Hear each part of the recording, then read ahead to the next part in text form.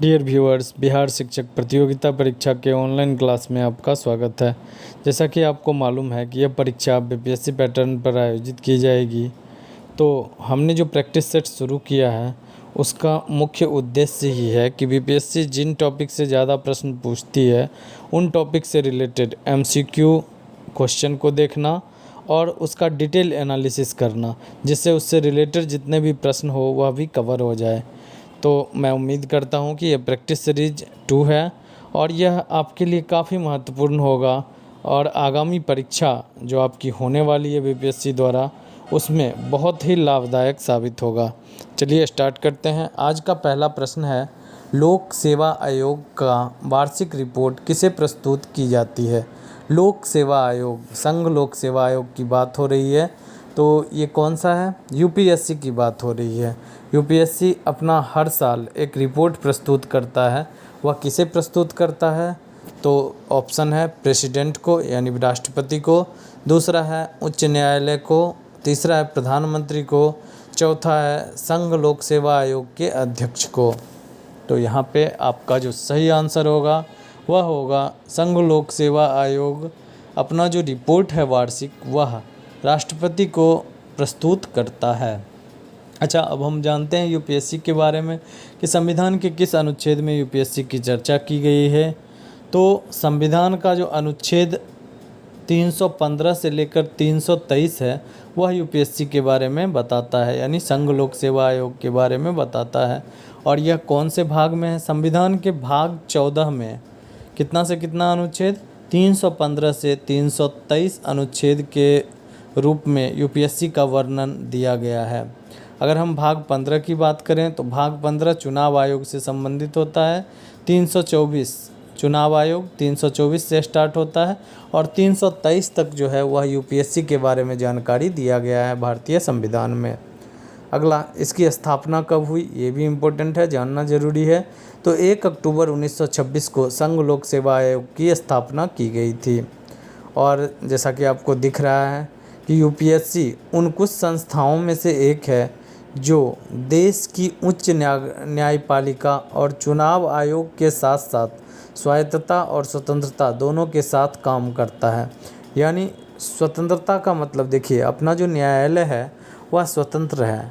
तो न्यायालय जिस तरह से न्यायालय पर कोई दबाव नहीं डाला जा सकता है कार्यपालिका या विधायिका के द्वारा, तो उसी तरह न्यायपालिका, चुनाव आयोग और यूपीएससी, ये तीनों ही संस्था स्वतंत्र हैं। यह केंद्र सरकार के सभी प्रतिष्ठानों के लिए ए समूह के सभी पदों पर नियुक्ति और परीक्षाओं के लिए जिम्मेदार है।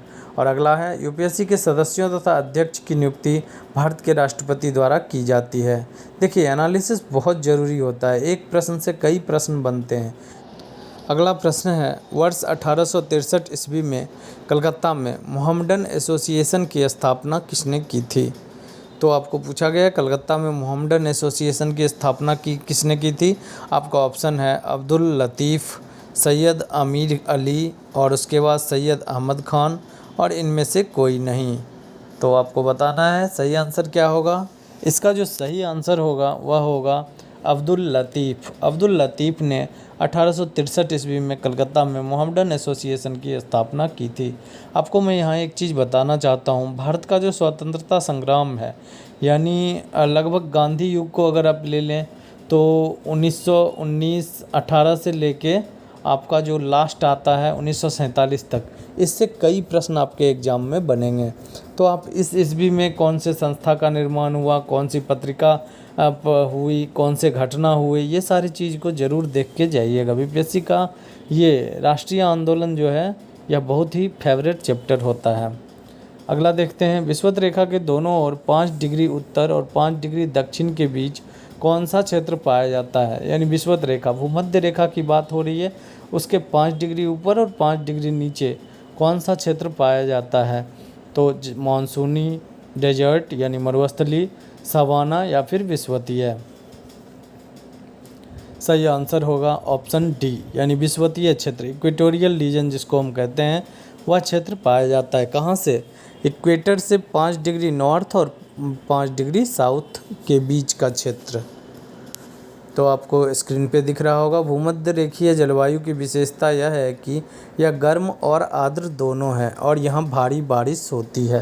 देखिए, गर्मी भी है और आर्द्रता यानी ह्यूमिडिटी भी यहाँ पाया जाता है, और जिसके कारण यहाँ पे अत्यधिक बारिश भी होती है। तो ऐसा जो मौसम होगा वहाँ पे पेड़ पौधे बहुत ज़्यादा उगेंगे, तो इसीलिए पूरे वर्ष ऐसा ही मौसम रहता है। और इसीलिए इस जलवायु में घने जंगल जो हैं उनका विकास बहुत अच्छे से होता है, जिस जंगल को हम क्या कहते हैं, भूमध्य रेखीय वन या फिर विषुवतीय वन। देखिए, भूमध्य रेखा को ही विषुवत रेखा कहा जाता है, तो विषुवतीय वन कहिए या फिर भूमध्य रेखीय वन कहिए, दोनों ही सेम है। चलिए अगले प्रश्न को देखते हैं। निम्नलिखित में से कौन सा सुमेलित नहीं है, यानी विभिन्न संस्थाएं दी गई है जिसका निर्माण कितने ईस्वी में हुआ है वह आपको दिया गया है। जैसे राष्ट्रीय महिला आयोग, इसका निर्माण 1992 ईस्वी में हुआ था। अगला है राष्ट्रीय अल्पसंख्यक आयोग 1993 ईस्वी। अगला है राष्ट्रीय पिछड़ा वर्ग आयोग 2002 ईस्वी। राष्ट्रीय बाल अधिकार संरक्षण आयोग 2007 ईस्वी। तो बताना है आपको कौन सा सुमेलित नहीं है, यानी संस्था और उसके स्थापना वर्ष में कौन सा गलत है, ये आपको यहाँ पे बताना है। तो सही आंसर होगा राष्ट्रीय पिछड़ा वर्ग आयोग 2002, यह सही नहीं है, और बाकी जितने भी हैं उनका स्थापना वर्ष सही दिया गया है। राष्ट्रीय महिला आयोग 1992 ईस्वी में इसकी स्थापना होती है। राष्ट्रीय अल्पसंख्यक आयोग 1993 ईस्वी में। राष्ट्रीय बाल अधिकार संरक्षण आयोग 2007 ईस्वी में। चलिए अगले प्रश्न को देखते हैं। विश्व के किस देश में सर्वप्रथम रेल मार्ग का निर्माण हुआ है, यानी रेल मार्ग का विकास सर्वप्रथम किस देश में हुआ था? रूस, ब्रिटेन, जापान और अमेरिका। तो इसका सही आंसर होगा ऑप्शन बी, ब्रिटेन जो है वहाँ पे सर्वप्रथम रेलवे का विकास हुआ था, यानी रेल मार्ग का सर्वप्रथम विकास ब्रिटेन में हुआ है। डिटेल देखते हैं। पहला जो सार्वजनिक रेलवे लाइन जो है वह 1825 ईस्वी में कहाँ से कहाँ तक, उत्तरी इंग्लैंड के स्टॉकटन और डार्लिंगटन, इन दोनों जगहों के बीच में खोली गई थी। कौन कौन सा जगह है? स्टॉकटन और डार्लिंगटन, और ये दोनों क्षेत्र कहाँ स्थित है? उत्तरी इंग्लैंड में स्थित है। कितने ईस्वी में? 1825 ईस्वी में। यह रेलवे लाइन 19वीं सदी में परिवहन का सबसे लोकप्रिय और सबसे तेज़ स्वरूप बन गया। और आपको मालूम ही होगा कि पहले जो भाप इंजन पे चलती थी ट्रेन, 1825 में जो भी ट्रेन बनाई गई इंग्लैंड में वो सारी भाप इंजन पे चलती थी। अच्छा, इंडिया में कब ट्रेन का शुरुआत किया गया? 1853 ईस्वी में। 1853 ईस्वी में बॉम्बे टू थाने के बीच में पहली रेलगाड़ी चली। तो ये डिटेल जो एनालिसिस है ये आपके लिए बहुत ही लाभदायक होगा। चलिए अगले प्रश्न को देखते हैं। शिमला समझौता कब बुलाया गया? तो सही ऑप्शन जो है वह है 21 जून 1945, 24 जून 1945, 25 जून 1945 और 26 जून 1945। शिमला समझौता सही आंसर है। शिमला समझौता 25 जून 1945 ईस्वी को आयोजित किया गया था। डिटेल देखते हैं। तो जैसा कि आपको दिख रहा है कि शिमला का एक हॉल है, उसका लॉज है, उसका नाम क्या है? विसरल लॉज। और वहाँ पर एक बैठक आयोजित किया गया था जिसमें वायसराय, जो उस समय तत्कालीन वायसराय बेवेल जो थे वो, और ब्रिटिश भारत के प्रमुख राजनीतिक नेताओं ने बेवेल योजना पर वार्ता की।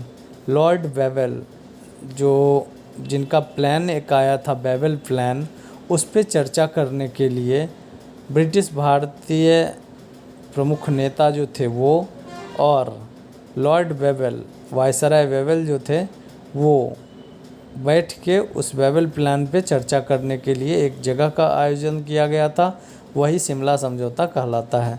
बेवेल योजना का प्रावधान पर चर्चा करने के लिए समर कैपिटल ब्रिटिश इंडिया में लॉर्ड बेवेल द्वारा 21 भारतीय राजनीतिक नेताओं को भी आमंत्रित किया गया था, और इस पूरे डिस्कशन में 21 भारतीय नेताओं को भी आमंत्रित किया गया था।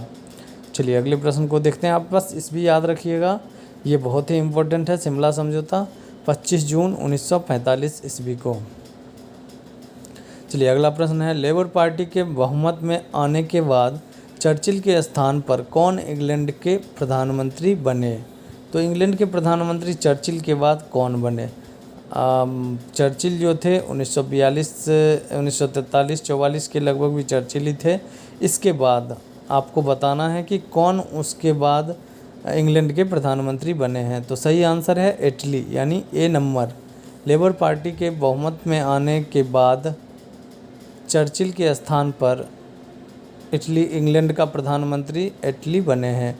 और इटली किस पार्टी से संबंधित हैं, आपसे ये भी पूछा जा सकता है। तो लेबर पार्टी से संबंधित बने हैं।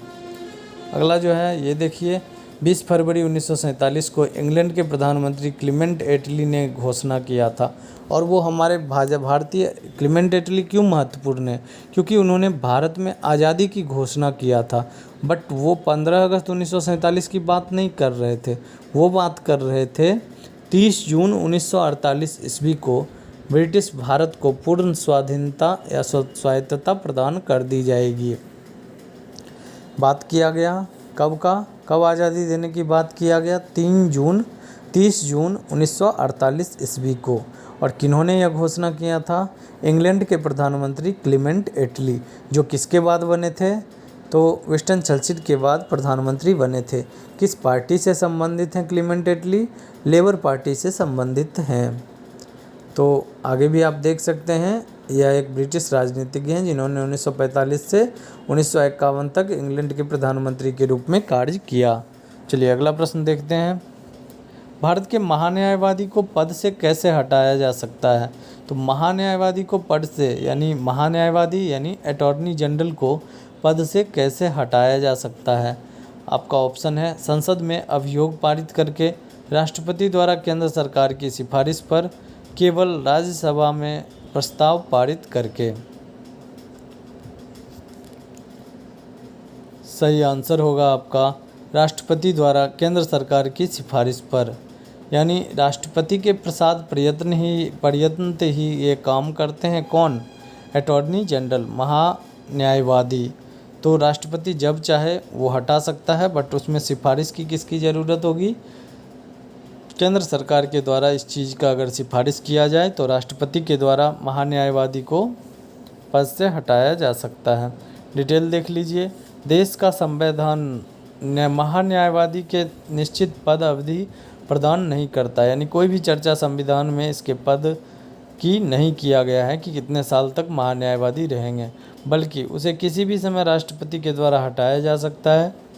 और इसे हटाने के लिए किसी प्रक्रिया का भी उल्लेख संविधान में नहीं किया गया है। आपकी जानकारी के लिए बता दूं, CAG कॉम्पेटोरल एंड ऑडिटर जनरल, इनको हटाने के लिए एक महाभियोग, जैसा आप महाभियोग सर्वोच्च न्यायालय के न्यायाधीशों के लिए लाते हैं, उस तरह का महाभियोग लाकर ही आप कॉम्पेटोरल एंड ऑडिटर जनरल, नियंत्रक एवं महालेखा परीक्षक को हटा सकते हैं। जबकि महान्यायवादी को हटाने के लिए कोई भी प्रक्रिया का उल्लेख नहीं किया गया है। महान्यायवादी यानी अटॉर्नी जनरल को सीधे राष्ट्रपति के द्वारा हटाया जा सकता है। अंग्रेज जून 1948 ईस्वी से पूर्व भारतीयों को सत्ता सौंप देंगे, यह घोषणा किसने किया था? अंग्रेज जो है वह जून 1900, ये मैंने पहले ही ये क्लियर कर चुका हूँ, इस प्रश्न को आप देख भी चुके हैं। आप आंसर बताइए ज़रा। एटली, जिन्ना, गांधी जी या नेहरू? घोषणा किन्होंने किया था? क्लीमेंट एटली ने घोषणा किया था, जो कि उस समय विंस्टन चर्चिल के बाद कौन बने थे? प्रधानमंत्री बने थे। उन्होंने ही घोषणा किया था कि 30 जून 1948 के बाद भारतीयों को पूर्ण रूप से सत्ता सौंप दी जाएगी। अगले प्रश्न को देखते हैं। अशोक ने किस शिलालेख में पशु हत्या पर रोक लगाई? तो शिलालेख 1, शिलालेख 4, शिलालेख 2 या फिर शिलालेख 5? आपको सही आंसर बताना है इसमें से कौन सा है। अशोक का कौन सा शिलालेख पशु हत्या पर रोक की बात करता है? चलिए हम डिटेल से देखते हैं। अशोक के जितने भी इम्पोर्टेंट शिलालेख हैं उसमें से जो मोस्ट इम्पोर्टेंट है मैंने यहाँ पे उसको रखा है। देखिए, अगर हम 13वें अभिलेख की बात करें, शिलालेख की बात करें, तो उसमें किस चीज़ का चर्चा किया गया है? कलिंग युद्ध का वर्णन एवं अशोक के हृदय परिवर्तन की बात कही गई है। कौन से, सीधा आपसे प्रश्न आता है। जैसे यहाँ पे पूछा गया है कि पशु बलि पर रोक कौन से शिलालेख में वर्णित है। उसी तरह आपसे पूछा जा सकता है कि अशोक के कलिंग युद्ध का वर्णन, जो कि 261 ईस्वी पूर्व में हुआ था, तो उस कलिंग युद्ध का वर्णन अशोक के किस शिलालेख में किया गया है। तो आपको याद रहना चाहिए 13वें शिलालेख में किया गया है। पड़ोसी राजाओं का वर्णन भी इसमें किया गया है। इसके अतिरिक्त आठविक जातियों का भी उल्लेख किया गया है।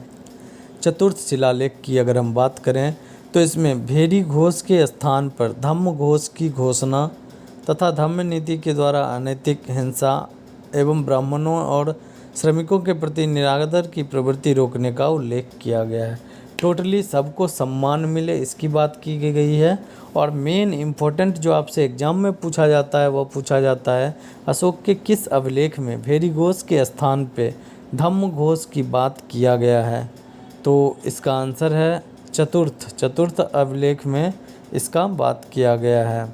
अगला देखते हैं प्रथम अभिलेख में किस चीज़ की चर्चा की गई है। तो यही आपके प्रश्न का आंसर भी है, पशु बलि की निंदा और सभी मनुष्य मेरी संतान है, इस बात का वर्णन किया गया है। समाज यानी उत्सव का निषेध। तो ये सारे चीज़ जो हैं ये प्रथम अभिलेख में, प्रथम शिलालेख में इसका वर्णन किया गया है। तो आपका आंसर हो जाएगा। अच्छा, तृतीय भी देख लीजिए। तृतीय में कौन कौन सा दिया गया है। राजकीय अधिकारियों युक्त रज्जुक और प्रादेशिक को प्रत्येक 5 वर्षों के दौरे पर जाने का निर्देश दिया गया है। कुछ धार्मिक नियमों का भी उल्लेख किया गया है। तो ये 3 अधिकारियों को आप याद रखेंगे। युक्त रज्जुक और प्रादेशिक को प्रत्येक 5 वर्ष के दौरान धर्म दौरे पे जाने की बात की गई है। कौन से अभिलेख में। अशोक के तीसरे शिलालेख में। चलिए अगले प्रश्न को देखते हैं। अगस्त 1936 में, तो यहाँ जो आपका प्रश्न था कि पशु बलि के बारे में जो दिया गया था वो पहले अभिलेख में आंसर, यहाँ पे जो आपका आंसर होगा अशोक ने किस शिलालेख में पशु हत्या पर रोक लगाई। तो शिलालेख 1 यानी सी नंबर जो होगा यह इसका आंसर हो जाएगा। शिलालेख 1 में पशु हत्या पर रोक लगाई गई थी। आगे आप देख सकते हैं अगस्त 1936 में डॉक्टर बी.आर. अम्बेडकर ने किस दल की स्थापना की थी। स्वतंत्र मजदूर दल, इंडिपेंडेंट लेबर पार्टी की स्थापना बी.आर. अम्बेडकर के द्वारा किया गया था। अगला आप देख सकते हैं लोकायुक्त पद की स्थापना सर्वप्रथम 1971 में कहाँ पर की गई थी। लोकायुक्त और लोकपाल ये 2 शब्द हैं जिन्हें आपको जानना चाहिए। पहले आप इनके ऑप्शन देख लें क्या क्या हैं। सर्वप्रथम कहाँ पे लोकायुक्त की स्थापना की गई थी। बिहार, महाराष्ट्र, राजस्थान और तमिलनाडु। तो आपका जो सही आंसर होगा वह होगा महाराष्ट्र, यानी लोकायुक्त शब्द की स्थापना सबसे पहले महाराष्ट्र के लिए की गई थी। देखते हैं क्या होता है। लोकायुक्त अधिनियम 2013, अन्ना हजारे का जो आंदोलन था वो इसी से संबंधित था। 2013 में यह आंदोलन लगभग अपने चरम सीमा पर था। और संघ के लिए लोकपाल और राज्यों के लिए लोकायुक्त। अब आपको दोनों पद में डिफरेंस पता चल गया होगा। संघ की अगर हम बात करें उसमें भ्रष्टाचार को रोकथाम लगाने के लिए किस पद का सृजन किया गया, लोकपाल का। और राज्य में वही लोकायुक्त बनेंगे। लोकायुक्त के तहत कुछ श्रेणियों में सभी सरकारी अधिकारियों के खिलाफ भ्रष्टाचार के आरोपों की जांच की जाती है। यानी कोई भी अधिकारी अगर भ्रष्ट है तो लोकायुक्त के पास यह पावर होता है कि वह उसे सज़ा दिला सके। तो आपको ये सब चीज़ें याद रखना पड़ेगा। सर्वोच्च न्यायालय के पूर्व न्यायाधीश जो हैं उनका नाम है पी.सी. घोष, देश के पहले लोकपाल हैं। आपसे यह भी एग्जाम में पूछा जा सकता है देश के पहले लोकपाल कौन हैं। तो देश के जो पहले लोकपाल हैं, यानी केंद्र सरकार में लोकपाल होता है और राज्य सरकार में लोकायुक्त होता है। तो केंद्र सरकार में जो पहले लोकपाल हैं वो सर्वोच्च न्यायालय के मुख्य न्यायाधीश थे। उनका नाम है पी.सी. घोष, पिनाकी चंद्र घोष, फुल नाम है पिनाकी चंद्र घोष। चलिए अगले प्रश्न को देखते हैं। किस शासक ने सिकंदर सानी की उपाधि धारण की थी। अब बात की जा रही है सिकंदर सानी की उपाधि। इल्तुतमिश, बलबन, अलाउद्दीन खिलजी या इनमें से कोई नहीं। तो आपका सही आंसर होगा अलाउद्दीन खिलजी। इन्होंने सिकंदर ए सानी की उपाधि धारण की थी। क्योंकि अलाउद्दीन खिलजी जो था वह एक महत्वाकांक्षी शासक था। उसका मुख्य उद्देश्य था कि सिकंदर की तरह उसका भी साम्राज्य विस्तार हो, और इसके लिए ही उसने बहुत बड़ी सेना रखने की बात की थी। बाजार व्यवस्था चालू किया था। तो देखते हैं क्या क्या किया था, थोड़ा डिटेल में देखते हैं। आप स्क्रीन पे देख रहे होंगे। उसने खाद्यान्न एवं कपड़ा बाजार की स्थापना की थी। उसने दीवान रियासत और सहना मंडी नामक किस विभागों की स्थापना की थी। अब ये दोनों किस चीज़ के लिए था? सहना मंडी जो व्यापार बाजार को नियंत्रित करने में संबंधित थे, और उसने अपने शासनकाल में शासन व्यवस्था पर भी जोर दिया था। आगे जो है वो प्रश्न देखिए। केंद्रीय प्रदूषण नियंत्रण बोर्ड द्वारा आवासीय क्षेत्रों में अधिकतम ध्वनि सीमा कितनी हो सकती है? आपको पता होगा ध्वनि की तीव्रता को मापने का जो यंत्र होता है वह डेसिबल होता है, यानी यूनिट जो होता है वह डेसिबल होता है।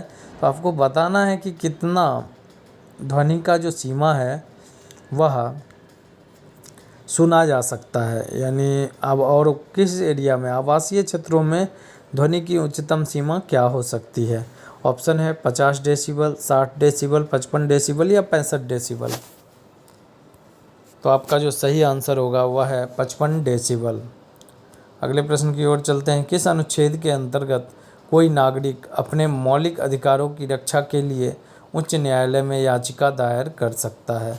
अब रिट की बात हो रही है, तो मैंने इस पर एक ट्रिक भी बनाया है, आपको आज भी बता दूंगा, जिससे आपको 5 जो मौलिक अधिकार की रक्षा के लिए रिट जारी किए जाते हैं वो आपको याद हो जाए। तो बात है कि रिट दायर उच्च न्यायालय के समक्ष किस में किया जाता है? अनुच्छेद 226 में। अगर सुप्रीम कोर्ट के सामने रिट जारी करने का आदेश सुप्रीम कोर्ट देता है, या आप वो अपने मौलिक अधिकार की रक्षा के लिए जो सुप्रीम कोर्ट के पास जाइएगा, तो वह अनुच्छेद 32 के तहत आपको अधिकार दिया गया है। 226 के तहत उच्च न्यायालय जाने यानी हाई कोर्ट जाने का अधिकार है आपको मौलिक अधिकार के उल्लंघन पे, और 32 के तहत आपको सुप्रीम कोर्ट जाने का अधिकार है मौलिक अधिकार के उल्लंघन पे। तो आपका सही आंसर होगा अनुच्छेद 226।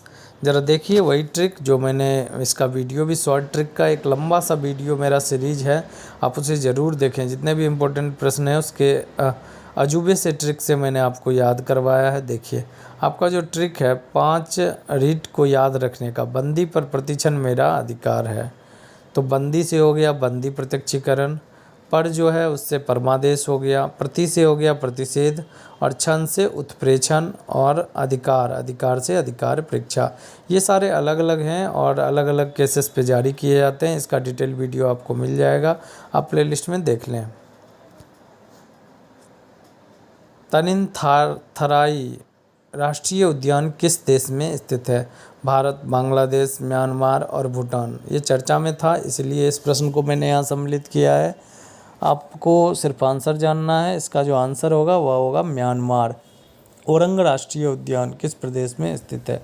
काफ़ी महत्वपूर्ण यह राष्ट्रीय उद्यान है, तो सही आंसर होगा असम।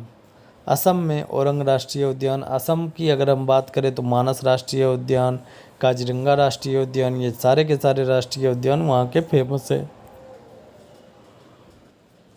अनुसूचित जाति एवं जनजाति के सदस्यों को लोकसभा में आरक्षण प्रदान किया गया है। हाँ सही बात है, लेकिन ये संविधान के किस अनुच्छेद से संबंधित है आपको ये बताना है।